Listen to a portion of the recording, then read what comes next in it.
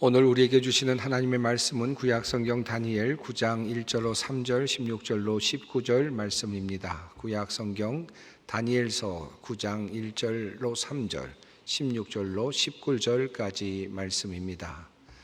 하나님의 말씀을 봉독합니다. 메대 족속 아하수에로의 아들 다리오가 갈대아 나라 왕으로 세움을 받던 첫해 곧 그 통치 원년에 나 다니엘이 책을 통해 여호와께서 말씀으로 선지자 예레미야에게 알려주신 그 연수를 깨달았나니 곧 예루살렘의 황폐함이 70년 만에 그치리라 하신 것이니라. 내가 금식하며 베옷을 입고 죄를 덮어쓰고 주 하나님께 기도하며 간구하기를 결심하고 주여 구하옵나니 주는 주의 공의를 따라 주의 분노를 주의 성 예루살렘 주의 거룩한 산에서 떠나게 하옵소서. 이는 우리의 죄와 우리 조상들의 죄악으로 말미암아 예루살렘과 주의 백성이 사면에 있는 자들에게 수치를 당함이니이다. 그러하온즉 우리 하나님이여 지금 주의 종의 기도와 간구를 들으시고 주를 위하여 주의 얼굴빛을 주의 황폐한 성소에 비추시옵소서. 나의 하나님이여 귀를 기울여 들으시며 눈을 떠서 우리의 황폐한 상황과 주의 이름으로 일컫는 성을 보옵소서. 우리가 주 앞에 간구하옵는 것은 우리의 공의를 의지하여 하는 것이 아니요 주의 큰 긍휼을 의지하여 함이니이다. 주여 들으소서. 주여 용서하소서. 주여 귀를 기울이시고 행하소서. 지체하지 마옵소서. 나의 하나님이여 주 자신을 위하여 하시옵소서. 이는 주의 성과 주의 백성이 주의 이름으로 일컫는 바 됨이니이다. 아멘. 기쁨의 부활절 절기를 보내면서 전통적으로 노래하며 또 환호했던 부활절 환호로 함께 인사를 나누고자 합니다.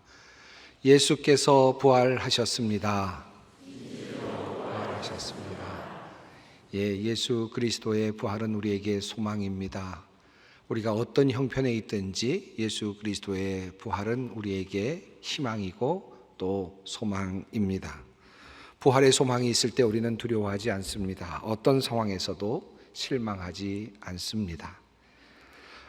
이렇게 말하는 것이 조금 이른 감이 없지는 않지만 이번 부활절과 더불어서 마치 짙은 안개가 걷히듯 2년여 동안 지속되어 온 코로나 감염병의 극복이 가능성이 지금 높아지고 있는 듯합니다.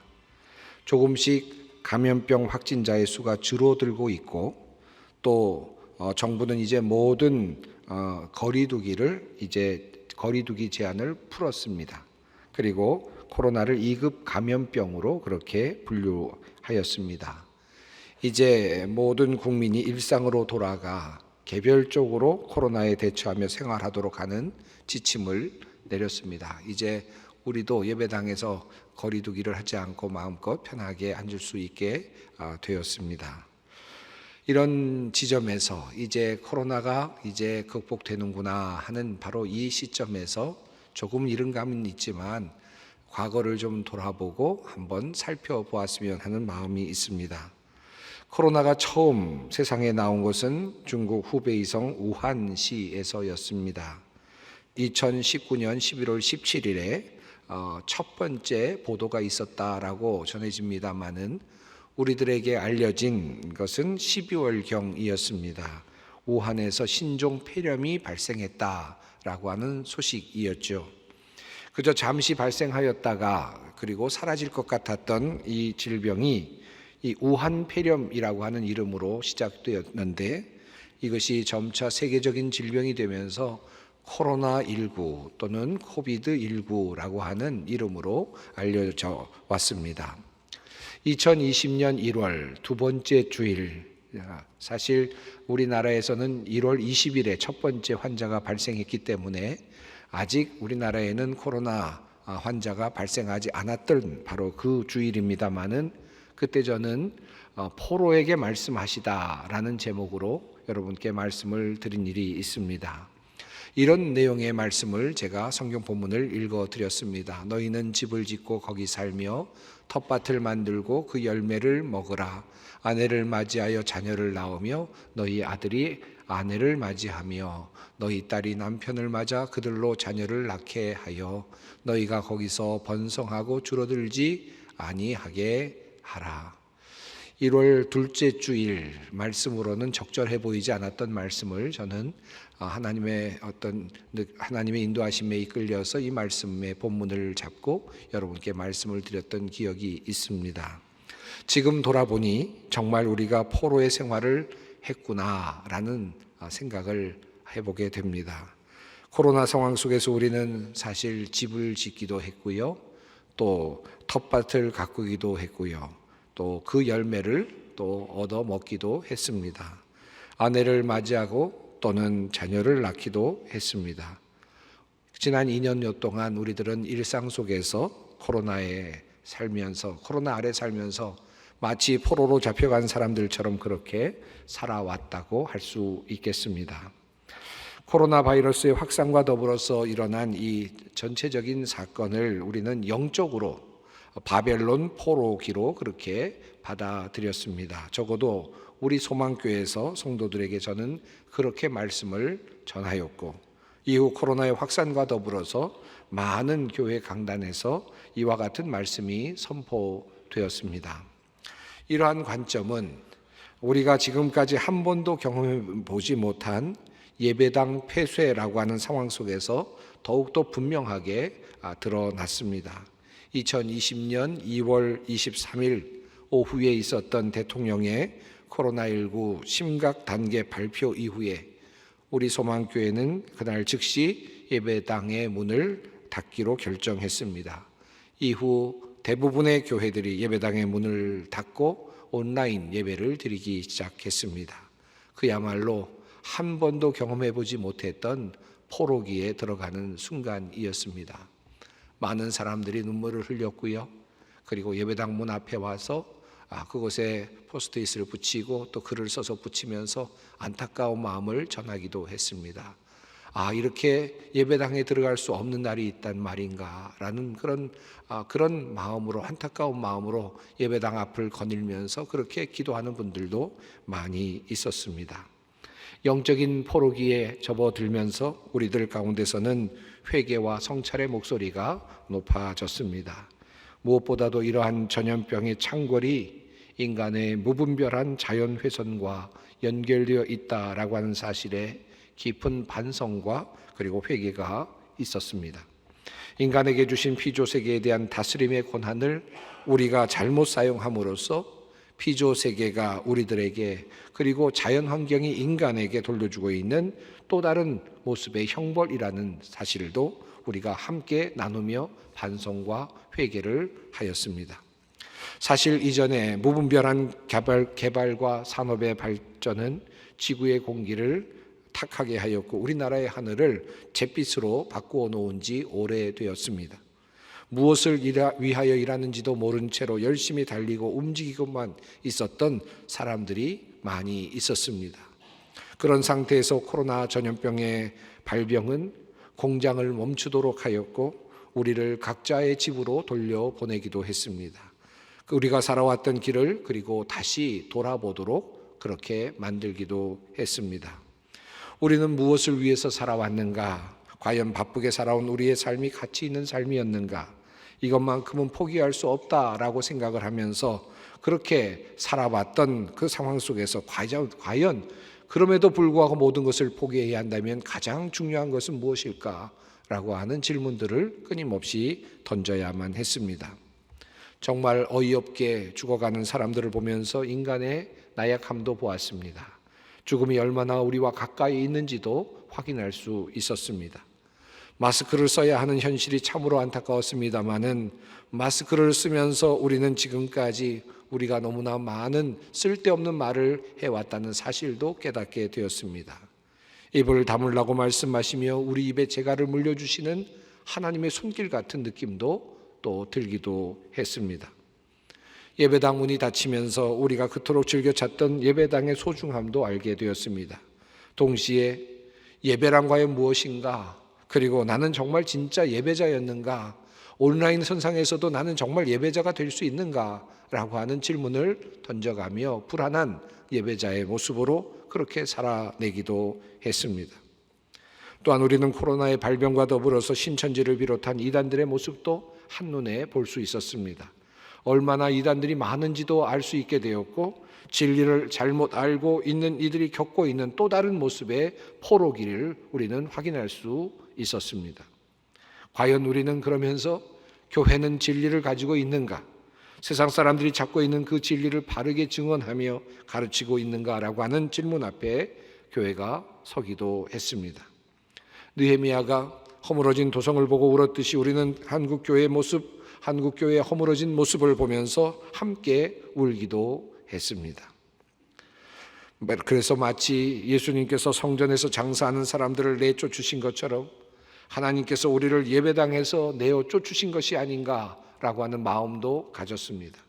너희는 이곳에서 예배할 자격이 없다. 다 나가라. 이곳은 기도하는 나의 집이다. 진정으로 예배하는 자가 이곳을 찾을 수 있을 것이다. 너희들은 자격이 없다라고 말씀하시며 우리를 내쫓으시는 것 같은 그와 같은 마음으로 우리들은 이 포로기를 지내야만 했습니다. 그리고 이렇게 예배당에서 쫓겨난 채로 2년여 동안 우리는 불안정한 상태에서 예배자로 살아가게 되었습니다. 코로나의 발병과 더불어서 세상으로 내쫓긴 교회와 성도들은 세상으로 나아가 보니 세상과 단절되어 있는 자기 자신의 모습을 확인하게 되었습니다. 세상 사람들이 보기에 너무나도 이기적으로 보였던 우리의 모습을 우리 스스로가 드디어 볼 수 있게 되었고, 세상 속에 있으면서도 세상과 소통하지 못하며 고립되어 있었던 우리들의 모습을 확연히 볼 수 있었습니다. 우리는 과연 지금까지 기독교인으로서 세상 속에서 무엇을 하고 살았던 것인가 라고 하는 반성이 우리 앞에 놓여 있기도 하였습니다. 하지만 그 2년 동안 자연은 우리에게 새로운 하늘을 선물로 되돌려 주었습니다. 늘 잿빛 하늘이었던 그 하늘이 어느새 파란 하늘이 되어서 지나갈 때마다 참 아름답다라는 탄성을 우리로 하여금 내게 해주고 있습니다. 무분별한 만남이 줄어들자 작은 바이러스들, 감기와 같은 질병들이 많이 줄어들었다고 합니다. 재택근무 등으로 가정 구성원들이, 가족들이 조금 더 가까워졌다 하는 이야기도 들립니다. 아이들과 엄마, 아빠의 관계가 더 깊어지고 좋아졌다라고 하는 그런 소식도 들려옵니다. 자, 그런데 이제 이렇게 2년이 지나고 코로나를 극복하고 있는 이 시점에서 이런 솔직한 질문을 여러분께 한번 던져보고 싶습니다. 신앙의 관점에서 또 영적인 관점에서입니다. 우리는 과연 우리가 처음 감염병이 창궐하여 예배당의 문을 닫게 되었을 때 우리가 가졌던 우리의 반성과 회개를 이루었는가라고 하는 질문입니다. 처음 예배당의 문이 닫혔을 때 신앙이란 무엇일까? 나는 왜 지금까지 교회에 나갔을까? 나는 어떤 예배자인가? 라는 것을 다시 물으며 나는 이제 진정한 예배자가 될 것이다. 나는 이제부터 바른 신앙인이 될 것이다 라고 결심을 하셨다면 과연 2년이 지난 지금 여러분은 그 목표에 도달하셨는가? 라고 하는 질문입니다. 우리는 지금 코로나 극복이라고 하는 중요한 단계에 접어들어 있습니다. 마치 포로기를 지나서 집으로 고향으로 돌아오는 이스라엘 사람들과 같습니다. 그렇다면 우리는 그럴 만한 자격이 있는 것입니까? 고향으로 돌아올 만한 자격이 있습니까? 고향으로 돌아올 만한 그만큼의 무엇인가 해놓은 것이 있습니까? 그럴 만한 회개를 한 것입니까?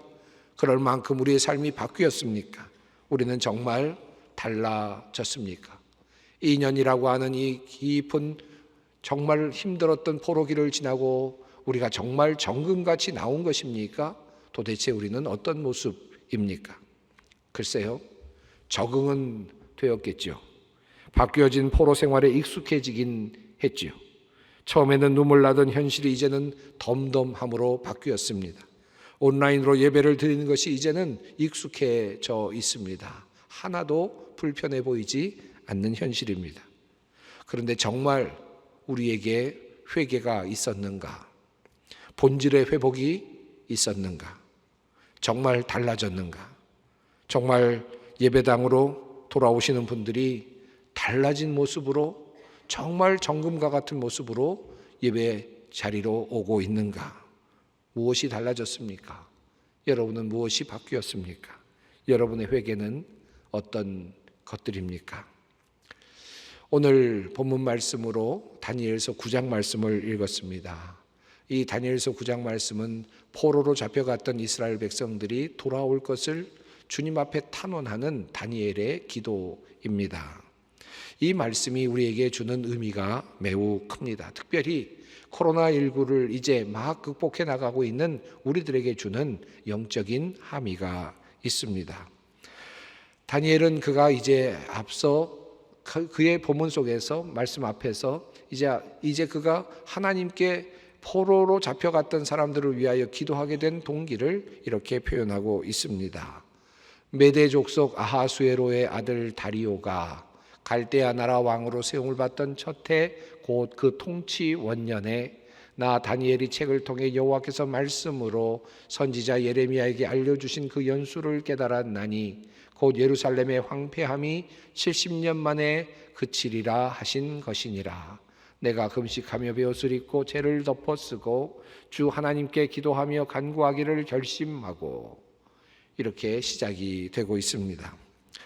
자, 예레미야의 말씀을 읽으며 다니엘은 한 가지를 깨닫게 되었습니다. 하나님께서 이스라엘을 어느 시점이 되었을 때에 돌려보내시겠다라고 약속하셨다는 사실을 알게 되었습니다. 그리고 그 말씀이 이스라엘 백성들의 행위의 변화가 아닌 기도와 관련되어 있다는 사실을 그는 알게 되었습니다. 이것이 다니엘이 예레미야서를 읽으면서 발견한 영적 비밀이었습니다. 조금 더 설명을 드리고자 합니다. 하나님의 진노는 하나님의 주권에 의해서 풀리는 것이다. 다시 말하면 인간에 의해서, 인간의 노력으로 풀리는 것이 아니다라는 사실을 알려주고 있는 것입니다. 이스라엘 백성들이 바벨론으로부터 해방되어 고향으로 돌아오게 된 이유는 이스라엘의 완전한 회개가 아니었다라는 말씀입니다. 달라진 모습도 아니었습니다. 하나님을 감동시킬 만한 그들의 바뀐 모습도 아니었습니다. 하나님께서는 예레미야를 통하여서 이제 너희가 그 노역의 삶을, 종의 삶을, 포로의 삶을 살게 될 것이다 라고 말씀을 하시면서 너희들이 돌아오려면 이제부터는 이렇게 되어야 된다. 너희들의 삶이 이렇게 바뀌어야만 된다. 너희들은 이런 정도로 회개를 해야 된다. 이렇게 달라져야만 된다라고 말씀을 하지 않으셨습니다. 예레미야서에는 그러한 내용들이 없습니다. 도리어 이 예레미야서를 통한 주님의 말씀 속에는 도리어 하나님의 은혜가 나타나고 있습니다. 만약에 하나님께서 그렇게 말씀하셨더라면 하나님께서는 70년을 정하셔서 그들의 형벌의 시간을 정하여 주셨지만, 만약에 바뀔 때를 생각하면서 하나님께서 기다리셨다면 아마도 70년을 훨씬 더 보내고 또 보냈어야만 되지 않았을까 생각할 수 있겠습니다. 아마도 100년이 되어도 그들의 행동과 신앙, 그들의 삶으로 하나님을 감동시킴으로써 그 형벌에서 벗어나지 못했을 것입니다. 이스라엘 백성들은 어떻게 이 포로 생활에서 벗어날 수 있었습니까? 하나님은 우리가 회개하며 삶이 바뀔 때까지 기다리고 계시기도 하지요. 그러나 그것이 우리에게서 실제로 이루어지기 어렵다는 사실도 주님은 알고 계십니다. 우리는 다니엘이 발견한 매우 중요한 한 가지 사실에 주목할 필요가 있습니다. 하나님은 우리의 회개와 우리의 달라진 모습을 기준으로 우리의 형벌의 기간을 정하지 않으셨다라는 것입니다. 도리어 하나님께서는 그저 하나님의 마음대로 70년이라고 하는 시간을 정하셨습니다.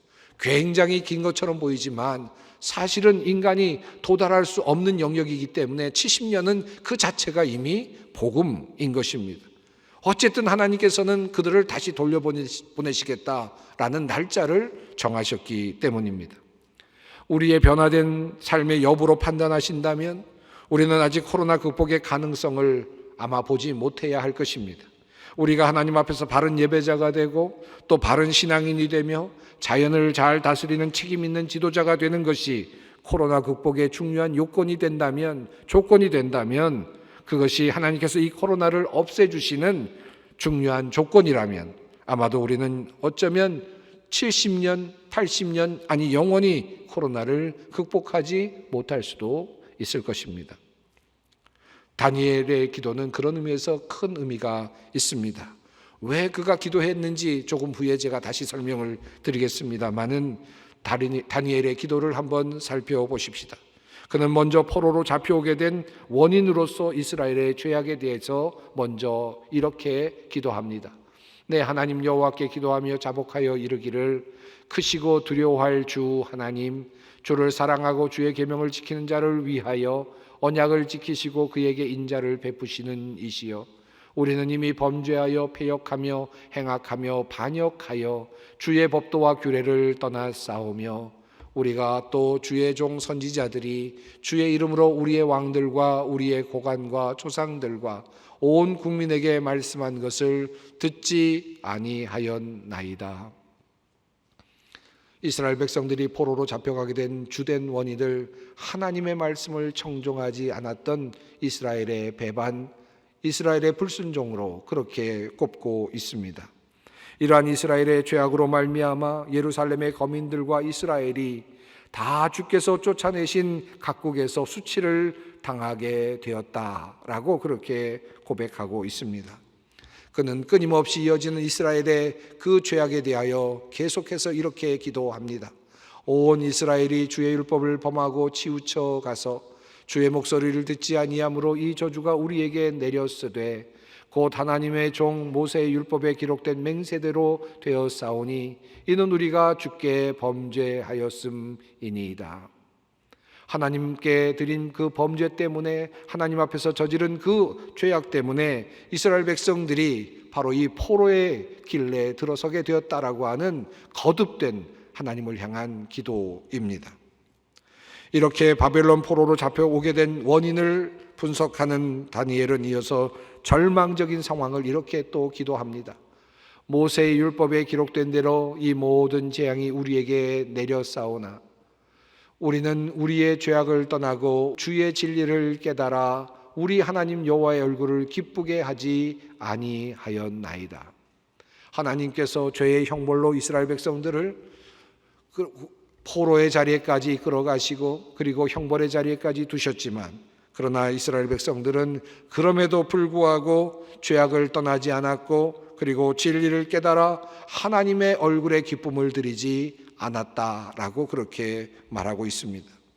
하나님의 형벌은 이미 내려졌습니다. 하지만 그 재앙 속에서도 그들의 태도는 바뀌지 않았습니다. 그것을 다니엘은 지금 확인하고 있습니다. 이스라엘은 결코 바뀌지 않았습니다. 그들은 회개하지도 않았고 하나님의 마음을 기쁘시게 할 만큼, 하나님께서 진노를 거두어 드리도록 할 만큼 그들의 삶은 바뀌지 않았습니다. 하나님께서 재차 재앙을 내리시고 어려움을 또 주셨지만 그들은 여전히 회개하는 듯 하였지만, 애통하는 듯 하였지만, 그럼에도 불구하고 하나님의 목소리를 듣지 아니하고 또한 하나님의 말씀에 청종하지 않았습니다.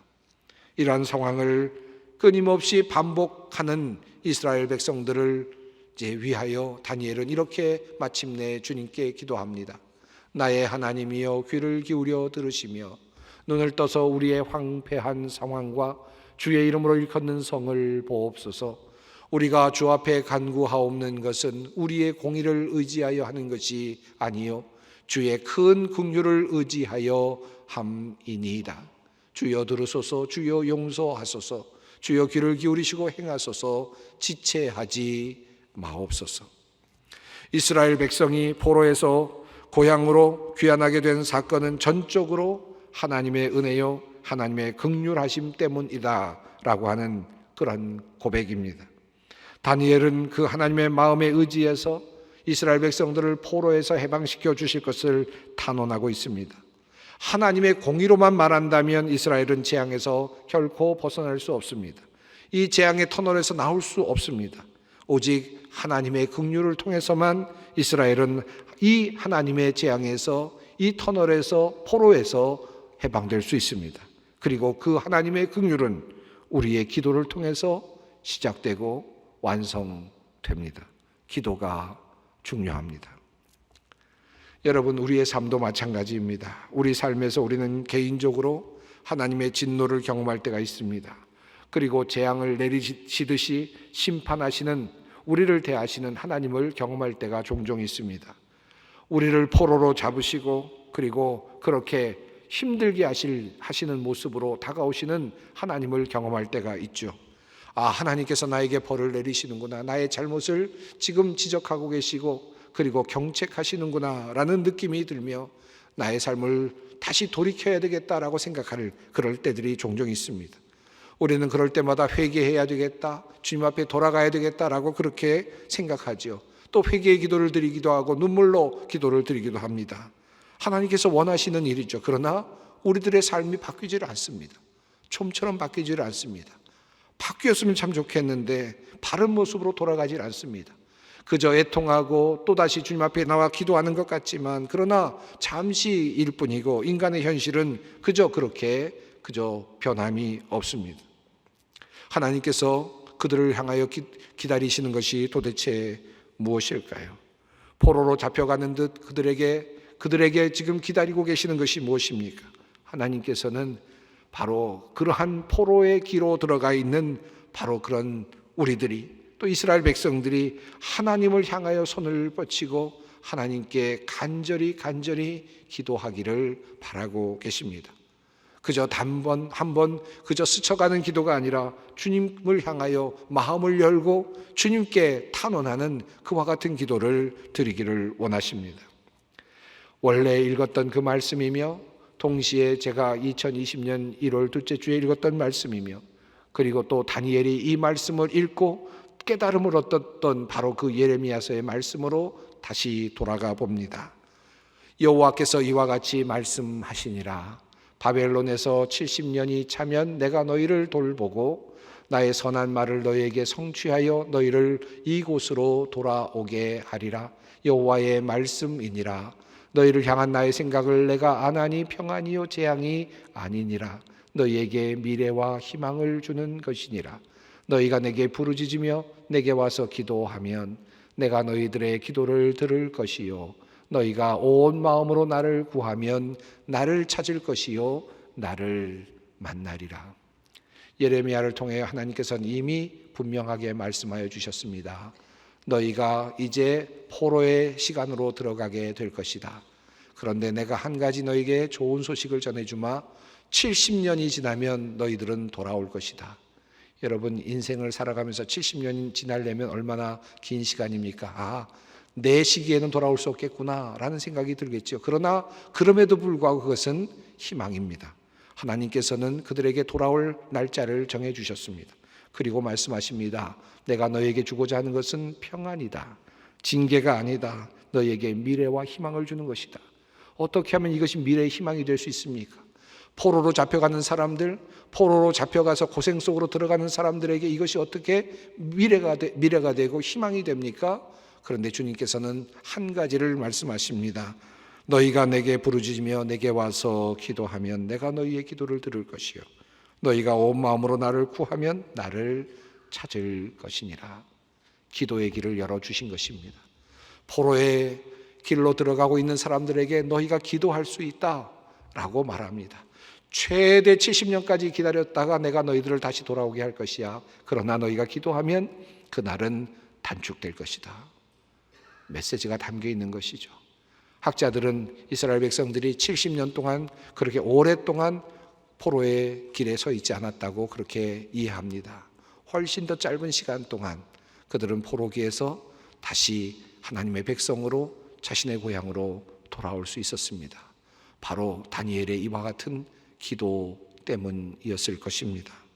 사랑하는 성도 여러분, 우리가 지금 코로나를 막 극복하고 있습니다.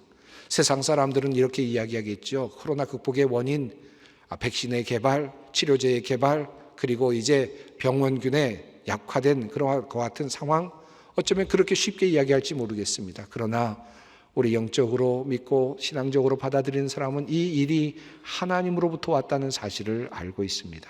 그리고 이제 이 일이 이제 끝나고 다시 이제 우리를 일상으로 보내시는 하나님의 그 뜻 안에는 우리가 잘해서가 아니고 우리가 회개해서가 아니고 우리가 완전히 달라져서가 아니라 부족함에도 불구하고 우리가 주님 앞에 간절히 기도하며 이것을 옮겨달라고 주님 앞에 탄원했기 때문일 것입니다. 우리는 이 믿음으로 또다시 우리의 인생을 살아 나갈 것입니다. 코로나19라고 하는 이 큰 이 포로의 시간을 이제 지나가면서 우리는 한 가지를 배우고 있습니다. 우리들의 삶 속에서도 이런 일들이 일어날 수 있을 것입니다. 그때 우리가 할 수 있는 매우 귀하고도 놀라운 하나님께서 주신 축복은 바로 기도입니다. 함께 기도하겠습니다. 하나님, 우리에게 주신 재앙들 앞에서 하나님의 뜻을 찾습니다. 우리의 변화된 삶을 보시고 재앙을 거두시기보다 우리의 기도를 들으시고 재앙을 거두시기를 원하시는 하나님의 뜻을 오늘 다시 배웁니다. 하나님, 우리가 더욱 어려움 가운데서 기도하게 하옵소서. 그리하여 재앙이 희망이 되게 하시고 하나님에서 원하신 인도하심이 되게 하여 주시옵소서. 예수님의 이름으로 기도드리옵나이다. 아멘.